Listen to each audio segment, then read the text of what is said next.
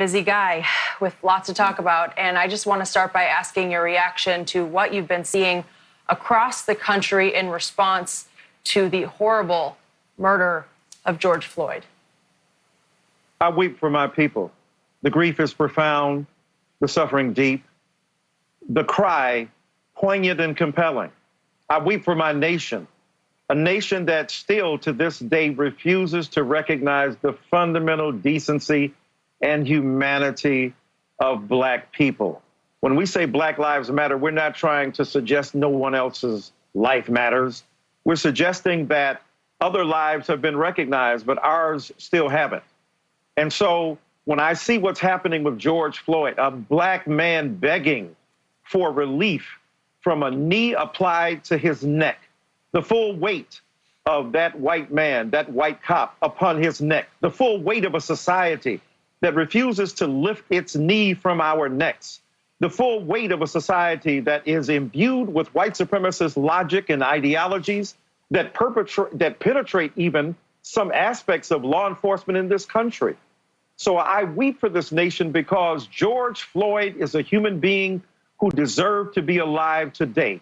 There is no reason that he shouldn't be here except for the heinous disregard for Black life that seems to pervade not only the police force of America, but American society. And we see it in many ways, not only with George Floyd, but in Central Park, where the police were weaponized, the very threat of them to be called upon a man who was bird watching.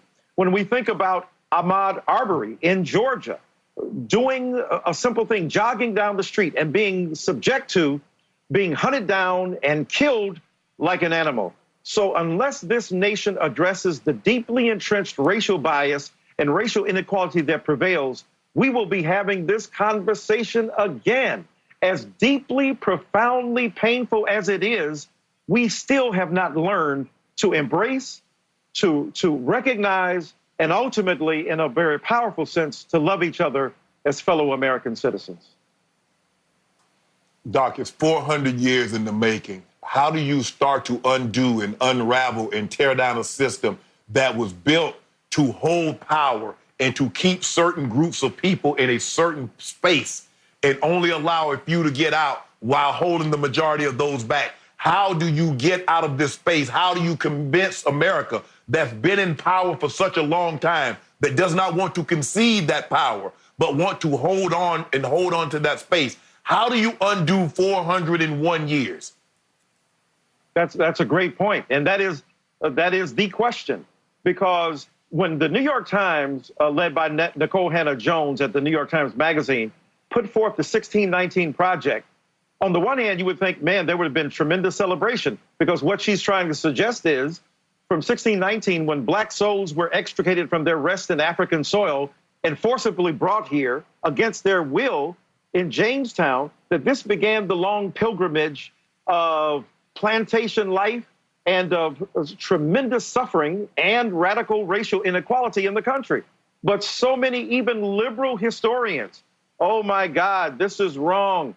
America did not begin with the pledge that it would maintain and preserve enslavement. There's a kind of willful disregard for the truth that must prevail. And if we can't get serious scholars and historians to acknowledge this, what more can we expect of our American citizenry? But having said that, we got to do a couple of things. First of all, shows like this have to continually chip away at the architectonic structure of ignorance and of refusal to see.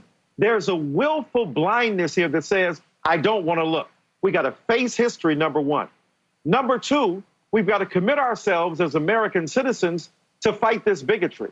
And whatever we make of the overspill of anger and hostility in the streets, there is at least the coming together of Black and brown and red and yellow in those streets. If we could find a way, forge a way of togetherness out of those violent arenas, how better would we be? And then finally, I think we have to admit this, that when we talk about Black people rioting, though we know it's multiracial, what about white riots in corporate America? What about white riots in CEO businesses and CEO rooms, boardrooms?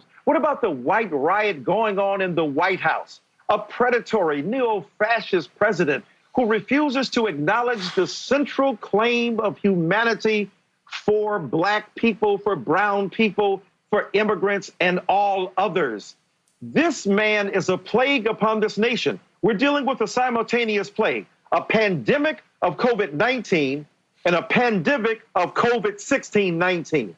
And the deeply entrenched racist resistance to the humanity of black people is something we have got to acknowledge. If we don't say it, if we don't acknowledge it, and then move in our schools, in our churches, our synagogues, our temples, in our public and private enterprise, in our civic, in our civic gatherings,